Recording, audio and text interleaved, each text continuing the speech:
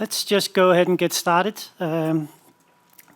Before your weekend won't start until I'm done here. I think this is one of the last sessions. So super happy to be here. Just like you know, I haven't been anywhere for the last year and a half. So so if I'm acting a little awkward, then it's because I haven't seen more than 3 people in since the beginning of 2020. The session here is what's new and trending in client management, and I've done a session with this title for many years, and it has always been, you know, so what's new in Configuration Manager, and you know what's new in Intune and so on. And when I wrote the slides here, I was like, man, nothing has really changed in Config Manager. You know, I know there's been a lot of versions, and obviously there are new features being added, but nothing that really, you know, means a great deal for the business. So I added some slides in here about, you know, what is really new, what do I believe will be a game changer, and what have I seen already being a game changer. This is me. My name is Kent. I'm from Denmark. I'm in Microsoft MVP. I've been that for more than 10 years, and also a Microsoft Regional Director. That's not the same as me being hired by Microsoft. I'm not. That's just another title, just like the MVP title there. I work for a company called CT Global. Been working there for 22 years. Most of the time it has been with enterprise client management. So do a lot of work, obviously, in Denmark, Scandinavia, Europe, and also in the States. My contact information, you're always more than welcome to reach out to me if you have any questions or if you just want to have some discussions. Now, when I started my first slide here, I was like, okay, so what is it? What has really changed, and what is it that I see? And then I stumbled across this Gartner prediction here, and the first Gartner prediction, you know, that CIOs will be held accountable for the digital transformation. That one was actually in the papers in Denmark this morning. Well, not exactly the same phrase, but you know, the same message. And I'm seeing that a lot. You know, 5 years ago when I went into a company to do a project, it was the IT pro that I was talking to, and when we just sat down and said, okay, what would be super cool to do this time? And then we did that, and you know, everybody was kind of happy. Nobody would really notice because maybe we didn't make a difference. Now that is changing, and that is, I mean, in the last meeting I had, that was actually during the lunch break, where we're doing a new project. That was actually with the CIO, so she was also part of the meeting. And 5 years ago, as I said, she wouldn't care about that, but now that's important because all eyes are on her, making it important to her as well. And then another thing is understanding data, understanding analytics. That is becoming more and more important. I think that at least half of what I do today is presenting data that's already within the organization. Maybe just manipulating the data a little bit, analyzing the data, but presenting data that will help our customers to make some intelligence decisions. So these 2 bullets up here are, to me, they're super interesting because that is the direction we're heading in. I also looked at see if I can zoom that in just a little bit. So there was another survey going on, and this one here is from Deloitte. Asking, what is the most important thing, for you when we talk about digital transformation. And the thing about number 1, 2, and I would say 5, those are some that I have met and that I meet almost every single week. We need to modernize, keep up with times. That one is super important. I've just been in another call where it's like, but we are stuck with these services here because they are, legacy systems, legacy apps. We can't really do anything about it. So we still need to have, an Active Directory. We'll see how that can be fixed in just a few slides and in a couple of demos here. But being able to innovate faster, that's another one. I'm going to, if COVID is not messing that up again, then I'm going to Germany in 6 or 7 days to meet with an older organization where I think I was told that the average age of the developers was like 54. Nothing wrong in being 54. But the tools that they are using are like, plus 10 years old. And they have about 1,500 developers. They can't keep up. There is no way that they can keep up with, the processes that they're using today. So these here, how do we enable ourselves to innovate faster? And, also the thing about modernization, we need to keep up with times. I'm also doing a project for a broadcasting station, and they're facing a huge issue attracting new talent. Because,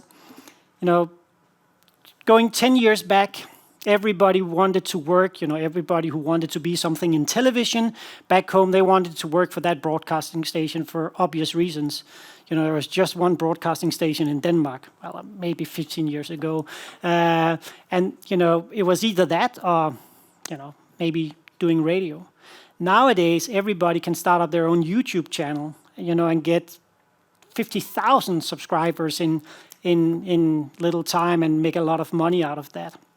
So this broadcasting station here, they need to attract talent. And the way that they welcome them today is, say, hey, okay, you're fresh out of university, that's a Mac, forget about that. Here is an HP, PC, and you have to, get to the office, otherwise you can't be connected and you can't be productive and all of that.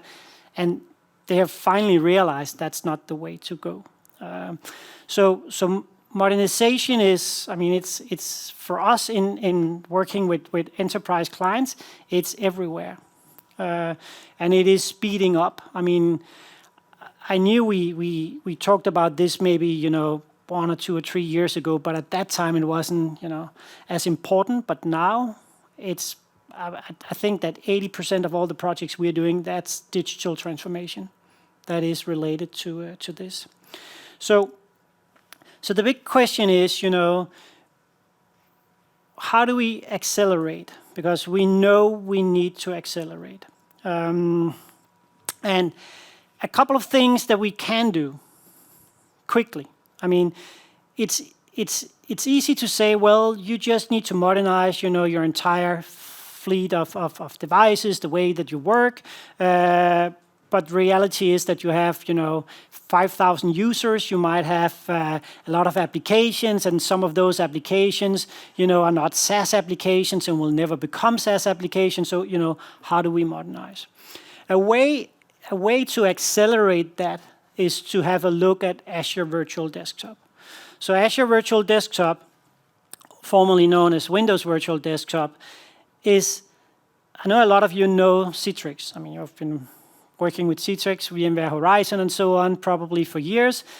And you can compare it to that, and then again, not entirely. Because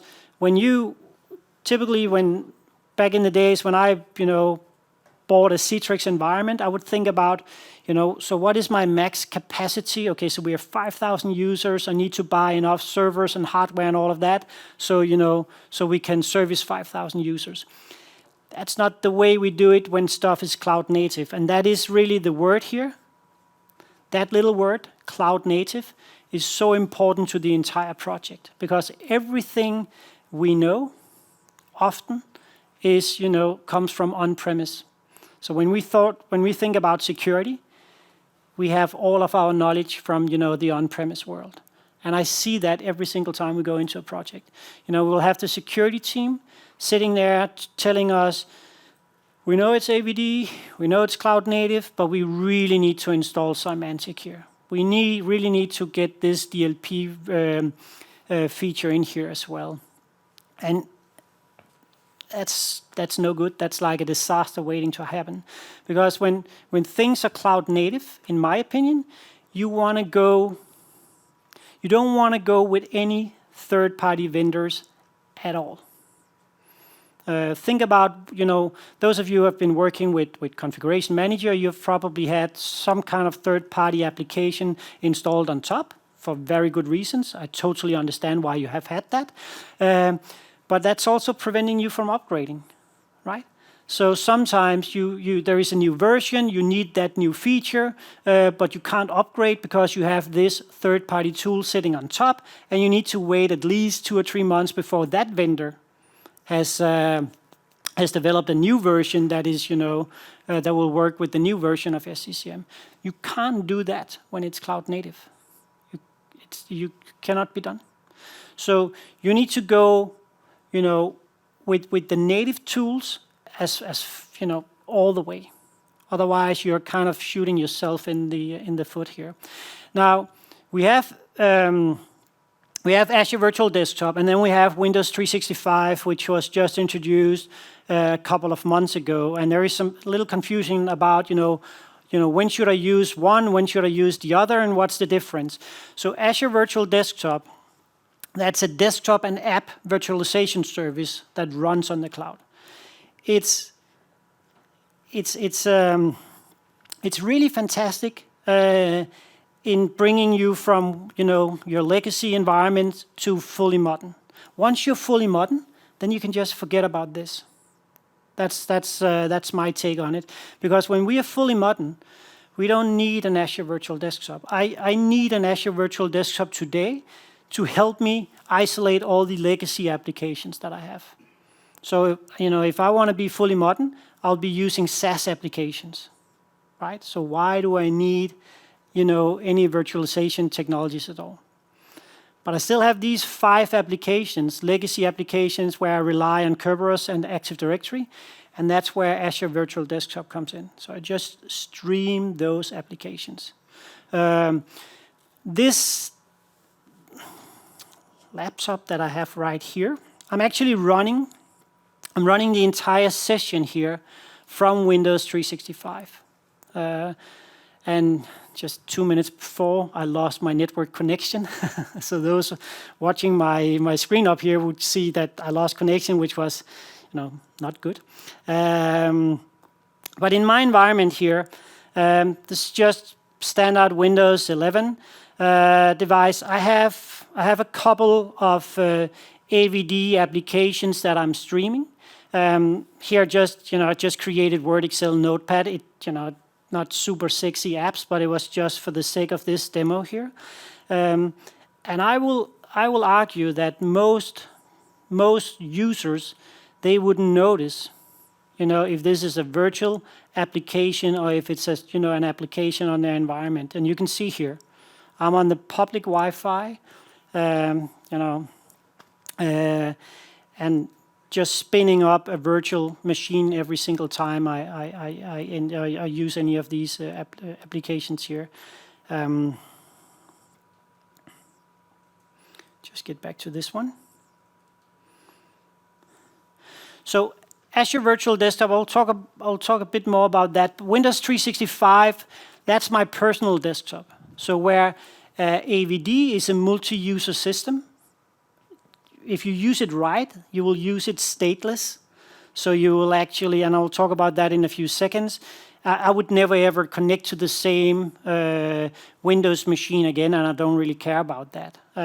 But in Windows 365, it's my PC. So the cool thing about this one here is that it's subscription-based, and I know exactly what it's going to cost. So if I look here in my browser, I have my Windows 365 plans, and these are just some of the plans, but the one $31 per month, that's the one that I'm running here.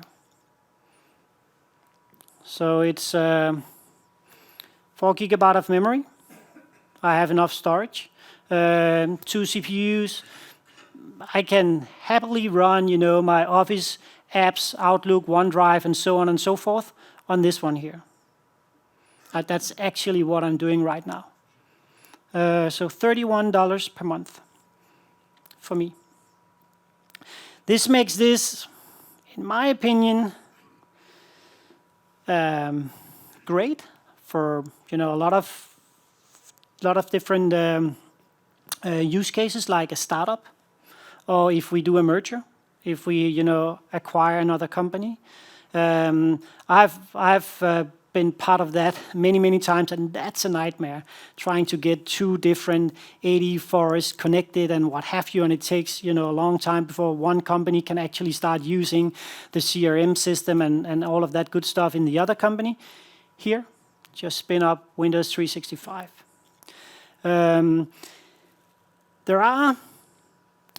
I'll get back to that in just a second. There are 2 different flavors in here. There is the one called Enterprise. That's the one that I'm running. It gives me a lot of additional features. And then there is the Business. The Business, I have no control. So Microsoft is kind of controlling everything. So if I don't really care, that's fine.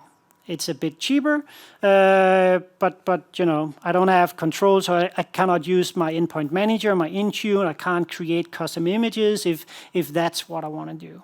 So my Enterprise over here requires that I do have some infrastructure.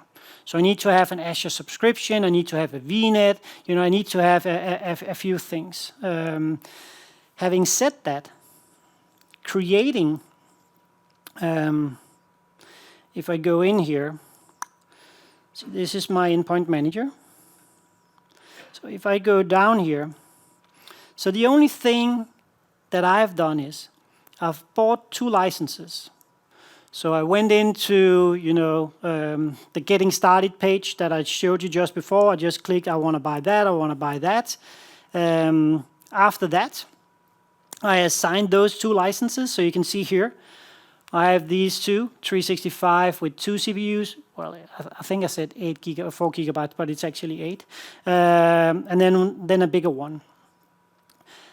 So that was the only thing I kind of did outside Intune, just buying those licenses and assigning them to a user. After that, I went in from the beginning here, and then I created my on-premise network. And I don't have access to this because this is in our test environment and they don't trust me. But and I understand. The first thing we did was we just said, okay, so where is the virtual network? So we need a VNet. So my Azure administrator, she created the VNet for me, and then I need domain information because this is actually a hybrid. So it's going to, that's one of the requirements right now. So it will join it to Active Directory, and then it will just synchronize that using Azure AD Connect. So I need to join it to an organizational unit, meaning I need to have a standard domain join account. This might take you, I don't know, 5-10 minutes to get that created. After you do that, you create what is known as a provisioning policy. So when you create your provisioning policy, you will actually be building the machines. So here I give it a name. I select my network connection. Once I have done that, I select my image. And I can choose between a gallery image, that's Microsoft. So they are creating the images. They are making sure that they are optimized for Windows 365, that it has the right OS, and so on and so forth. So when I select my gallery image here, I just go in and say, I want to run Windows 11, 365, applications. There you are. And then next. And then I deploy it to a group. What will happen now is someone in a data center where I have my VNet will run out and build these machines. So if I have 5 users in that group, it will build 5 machines, provision 5 machines. That usually takes 30, 45 minutes, and then they're done. It takes 30 to 45 minutes, all depending on your Azure AD Connect synchronization policy, because it will, remember, as I said, it will require hybrid Azure AD join, so you might be synchronizing every 30 minutes or something like that. And that's it. That is literally it. So this is what I just close that one.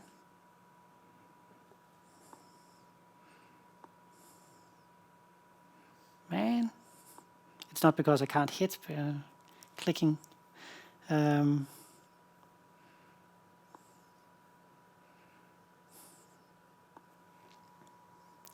know, there are so many ways you can look like an idiot. One of them is when it doesn't respond. So this is, as I said, this is what I did. I actually did this yesterday. So here you can see, you know, I just created this provisioning policy here yesterday. This is my image type, so I selected a gallery image, and then I assigned it to this group. That's it. So what happened after that is, and this is on my local device, all depending on, you know, how I wanna connect. I can go into windows365.microsoft.com, and because the license is associated with me, I can just open a browser and then, you know, access my device that way. That's one way of doing it. I can also, as I've done, say I want to download, you know, the FAT client, and then I can do that for, you know, whatever device that I have. So I did that, and I have it running here, as I mentioned. So it's just sitting here in my remote desktop. So in here, you know, the one that I showed you just before, I can open up my AVD applications. I can open up my Windows 365. It's exactly the same. And as an end user, I haven't really done anything. That subscription URL just came in here automatically. Yeah. A couple of things that is kind of neat. So if I just find myself in here, then you'll see I have two devices. So I have my physical device, which is co-managed, and then I have the other one, which is Intune managed. That's my Windows 365. If I look at my Windows 365 in here,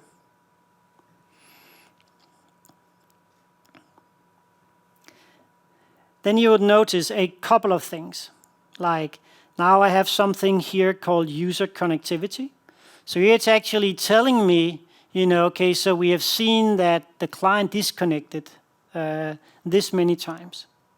So and when I click here, you know, what is the recommendation here? Well, advise the user to try reconnecting. Every single time I close my laptop, it actually generates that that error message. So I don't know how valuable it is. All I'm saying here is that we have for Windows 365 devices, we do have some other signals going into Endpoint Manager, so we can follow CPU usage, we can follow memory usage, and so on and so forth. So if I go into my reports, those of you who are used to be working with the endpoint analytics reports, and we'll get to them in a couple of seconds, you'll notice here that I have something called resource performance and also remoting connection.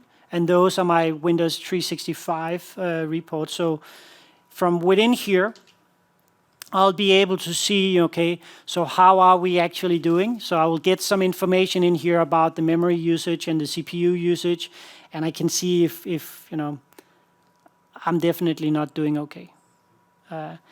That's okay. I'm not worried because I provisioned this device yesterday, so I need more than 24 hours of data. I need much more data than that. But I'm definitely getting signals in here, which is super useful for me. I'm just mindful of time here, so that's a quick introduction to the Windows 365. So subscription-based, my personal device, when I disconnect, it will just start up the exact same way next time. I don't really have to worry about that. And then I have Azure Virtual Desktop. So the Azure Virtual Desktop architecture, I don't have to worry too much about compute, storage, and compute again. That's how little I have to worry about that. Or I don't have to worry about any of the load balancing, the brokers, and so on and so forth. And this is a major part of my, my legacy design. So when I was doing RDS back in the old days, last year, I had to design all of that. Now that is taken care of by Microsoft. Obviously, I pay for that, right? But they help me. They isolate my device from the internet because I'm using, I'm using their Azure features in here. The only thing I really have to worry about, in my opinion, is like the images. So again, I can go in, I can use a gallery image in here, or I can create my own custom image. Now, we need to think about how are we going to use this, because I've written in here that you can manage your devices using SCCM or Intune or not.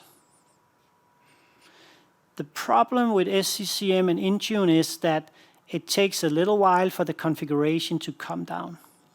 So maybe sometimes when I change a configuration in Intune, it can take 8 hours for it to actually come down to my device. 8 hours in Azure, that's like a lifetime. It's like almost like a cat, 1 year and 7 years and so on. And it's kind of the same in here. If it takes half an hour before my device is protected, that's way too long when we are talking about the use cases that we have with Azure Virtual Desktop. What is SCCM doing and what is Intune doing? Well, at the end of the day, most of the settings in here are just registry keys. Right there, we are configuring different security settings and what have you. There's nothing wrong in doing that, in the image. There's nothing wrong in doing that using code. And then knowing that this will have an immediately impact. That would usually be the way that we recommend doing it. So the way that, and we can't see the white text up here, but it says stateless. I was changing the template in here from white to black, but obviously the heading up there is still black. So if we imagine, this is an Azure Virtual Desktop environment. I have X number of users. They are connected to a host pool. And then in here, they're just connected to, X number of Azure Virtual Desktops. These users here, because these devices here are stateless, they don't need them. So instead of me upgrading them, so let's say there is a new image, there is a new security fix, there is a new patch Tuesday, there is a new app. What I'm doing is I'm just building a new host pool with an updated image, right? Obviously, my users will work, but what we do is we just go ahead using code, and then we say we put these host pools here into drain mode, meaning we won't kick off any users that are already using this, but I will prevent new users from logging in. And once these two here log off, I'll just figure that out. So we will have some code that will run, every 5 minutes, figured out that, okay, now we only need, 2 physical machines here, so we'll just turn these off. That's super important because one of the main reasons that I go into Azure is cost. And one of the biggest shock that a lot of customers have seen is, the cost. They thought it would be cheaper to go into Azure or to go into the cloud, and they just realized that they tripled the cost or something like that. It doesn't have to be like that. If you're smart, if you know what you're doing, and if you really, you go in with the mindset of we need to make sure that the cost is always as low as possible, then you will save a lot of money. So what we do in here is obviously at one point, we'll shut those down. We'll, The next one will log off, and we kill that, and then at one point, we'll kill the last one, even though if there's a user there, because we can't really have them sit there forever. Now, I'll get back to the cost in just a few seconds. I just added this one in here. This is an old illustration, and this is just, so how do we start our modern journey? Because AVD is fine, Windows 365 is fine, but I have all my laptops. I just want to get them into Intune, Azure AD, and so on. Within SCCM, it's super easy. You hybrid Azure AD join them, and then in SCCM you can just go in, co-manage. We have talked about this already a couple of years ago. If you have a more modern approach, you autopilot your environment or your device. Also talked about that. You'll join it to Azure AD. It will automatically become enrolled and managed by Intune. Nothing new in here. And then you can add in the SCCM agent if that is required. Now, in this illustration here, Microsoft has always told us, well, you actually have 3 different ways you can do this. You can also hybrid Azure AD join your device. And I'm like, why on earth do you want to take something modern and then say, I want to modernize my entire environment, but I hybrid Azure AD join my brand new device? That's, in my opinion, wrong. And I hope at one point very soon, Microsoft will tell us this is not supported. Because, if you AD join the device in here, why not just keep on doing what you've been doing for the last, 20 years? That's working, right? So for those of you thinking about, we want to do this, but we want to hybrid Azure AD join the device, think about why it is that you want to hybrid Azure AD that device. Is it because you love your group policies and you want to keep using them? I've never met that person, so I don't think that. It's 99 out of 100 times because we have some applications that still rely on Active Directory. Well, figure out which one it is. Spin up Azure Virtual Desktop, and then know that we need Azure Virtual Desktop for the next maybe 3, 4, 5 years, until we have upgraded all of those apps, or they are gone and we can remove them and we can use SaaS applications instead. Obviously, they won't last forever. They won't live forever. And it's probably not all of your users that will be using this. Yeah, so, oops. So just a, what are the requirements to start up on an AVD journey? Two things that I will mention in here is that you need to determine your implementation strategy. DevOps and infrastructure as code, or click around in the portal. And we added in here, you only live once. And what we mean is it's a really bad idea. Azure is super powerful. It's super agile. You can, scale it in any way, shape, and fashion that you want, but only if you use infrastructure as code. For Azure Virtual Desktop, one of the projects that we have been doing is for an organization in Denmark, 18,000 users. Their requirements when we started was, we need to rebuild our environment overnight, the entire environment. And then it's like, go design. So with Azure Virtual Desktop, everything running in DevOps, infrastructure as code, we can actually rebuild 18,000. Well, we don't have 18,000 devices because we have 18,000 users and it's a multi-user system. But we can rebuild as many virtual desktops as we want in just a couple of hours. It's just a matter of changing the configuration file from, 5 host pools to 50 host pools with, 20 devices in each or something like that, and then hit run again. And that's really the beauty in here, because all of a sudden I can size my my clients in here, according to the season. Some of you are in a business where you need more people working around Christmas, right? Some of you, when it's August and July in Denmark and in the Netherlands, nobody's working. So we don't really need 100%. We only need maybe 30% of our devices. And we can spin that up and down with Azure like this. So we can adjust our cost to what we actually have. And that's really the beauty. The thing about Azure is that you need a governance model. Because if you just say, Azure, I've heard that should be really easy to begin with, and we need Azure Virtual Desktop, let's just spin it up. And everybody says it's so easy. But if you spin it up in an Azure environment that nobody really designed from the beginning, you'll get a data center that looks like that. So, and we have seen that. I mean, the biggest organizations on the planet, a lot of them started their Azure journey with someone having a project and not thinking, the bigger picture. And then we end up like this. And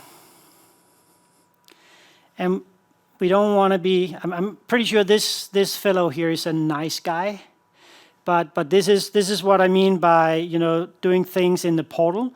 We can't scale when we work in the portal. If I go in and click and click and click, there is no way I can scale. And what we want to do here is we want to make sure that if a ransomware attack hits us or something like that, we can be productive. Well, maybe not tomorrow because there are so many other things, but at least we can be productive within a couple of days and not months. So you need to know about DevOps. We should actually have a DevOps session, but we need to know about that because that is the new way of working. Wow. Some of the business justifications. In my organization, we just signed a new statement of work Wednesday, I think. And some of the business justifications there was supply chain shortage. So that's a big organization in US. And today, when they hire a new consultant or when they get someone external, they don't have any laptops left. Seriously, they don't have anyone left. So they need to find some old ones, 3-4 years old. They have to re-image them, they have to ship them, and so on and so forth. So it easily takes 3, 4, 5, 6 working days before that laptop actually ends up in the hands of the new employee. And then it's a 3-year-old laptop. Let's face it, that's not the best way to start. You get something that smells a little like cheese and, can easily see that someone else has been using it. So that's actually there. Business justification for doing AVD. And they're pretty aggressive. So we just signed the statement of work. I think we'll start next week. And by end of February, they need to have 1,500 users on the AVD environment. And that's what they call a pilot. That's a pretty big pilot in my opinion, but that's what they call a pilot. And after that, they just want to get, another 500 users on the system. I think every week or something like that. So that's pretty interesting. Security is definitely one of them. Isolate your AD, your old legacy apps. Cost control, another one. And then obviously, stuff like working from home makes perfectly good sense. I heard about actually a Dutch company that more or less built an AVD environment overnight for, thousands and thousands of users. Obviously, they made a couple of mistakes, because it happened so fast, but they got it up and running here. I have 5 minutes left. I just want to cover a couple of additional things here. Endpoint analytics. I showed you one of the reports just before, but desktop analytics, which is a feature that Microsoft, announced 3 years ago as being, the new big thing. It's dead now. It's officially dead. So it will be deprecated. It's deprecated. I think it will live until maybe next year or something like that. So instead, we have endpoint analytics. Endpoint Analytics is part of the productivity score, and you can enroll your devices into Endpoint Analytics via using Config Manager Intune, and it will give you insights, like startup score, recommended software, Windows 11 readiness, and so on and so forth. This is really just the beginning. One of the whole ideas in here is that we'll figure out, how is everything right now? Do we have a problem? If we have a problem, we'll fix it. So we'll fix it before it becomes a real problem. That's what is called proactive remediation. So proactive remediation in here, if I go into, I was actually in here. So if I go into Endpoint Analytics, you'll see in my environment, I have a couple of proactive packages in here. So I'm just checking to see if BitLocker is actually, fully operational. If not, then I'm doing something about it. If we have some certificates that are expired, go ahead and delete that, and so on and so forth. So it's like everything you can think about. And when you create your package, you can obviously give it a name. But then you put in a detection script. So I would like to see if this is true. And it's super easy. It's just, yes or no. Did you clean your room? Yes or no. It's never a maybe, but it's just a yes or no. And if you didn't clean your room, do we have something, we can do about that? The remediation script. When you run this, you determine how often should it run. Every hour, every 12 hours, every second day, and it really depends on what it is that you're checking for. But the cool thing is, once you have done that, see if I can, then we can start using, analytics. We can use Endpoint Analytics. We can combine that with our own analytics. So this little application I have here is one that we have developed. That's time. That means I have 1 more minute. But we can combine that, with our own analytics in here. So if I have, here you can see proactive remediation, password protection, and what have you.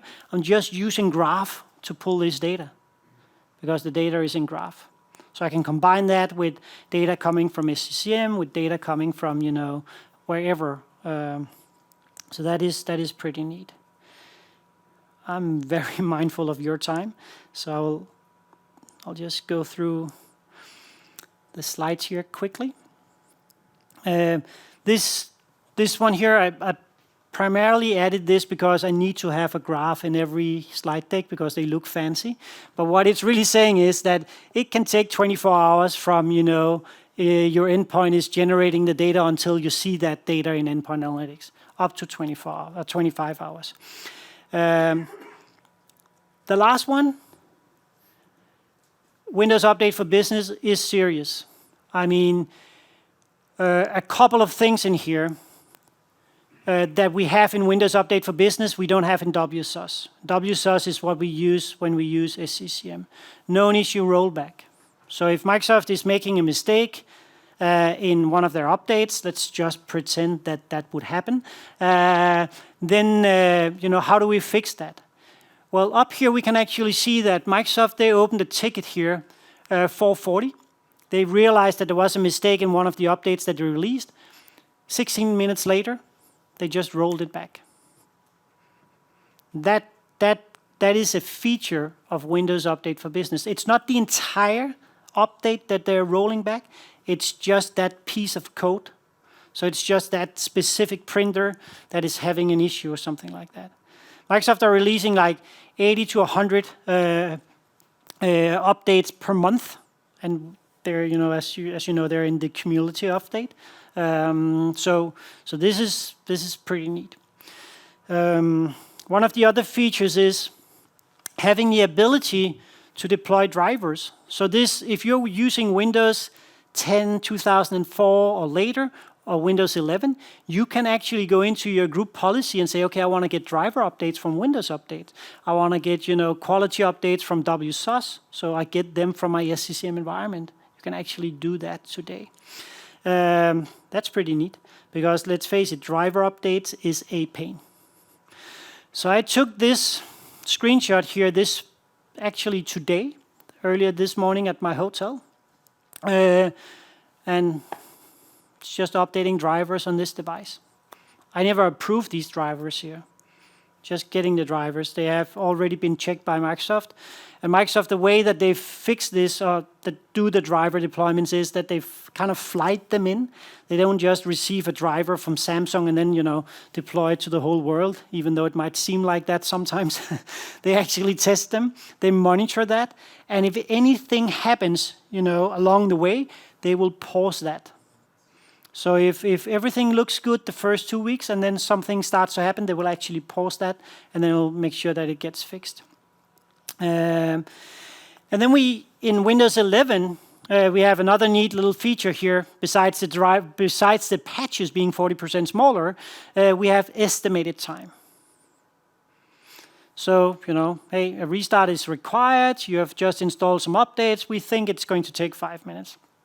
Now, there is a famous saying about, Microsoft Minutes, and it might be one of them. But I mean, there are so many things and new features in here. You need to go back home and test Windows Update for Business. And I know some of you might already be doing this. Others are still, we will hold on and stick to WSUS, because in WSUS we have control. Windows Update Deployment Service will give you control. So that service right now doesn't have a UI, so you actually need to use PowerShell or Graph to control that. But that will allow you to control, deploy the drivers. And I was hoping for another demo, but I know it's time. But I have the few commands in here that you need to make a driver, deploy a feature update, you assign it a date and so on and so forth. So you have the very same control in Windows Update for Business as you have in WSUS. Because once you have control, then there is really no reason for us to be using WSUS any longer. It has been the control that I've been missing. Yeah. That's it, I think. I have added some links in here because I knew it was a ton of information in very little time. So I've added the links, especially around, Arcumet Intelligence and Windows 365, how to get started and where to begin. And the most important thing is that we do something. And now I think we should go have a break. That's at least something. So thanks for stopping by.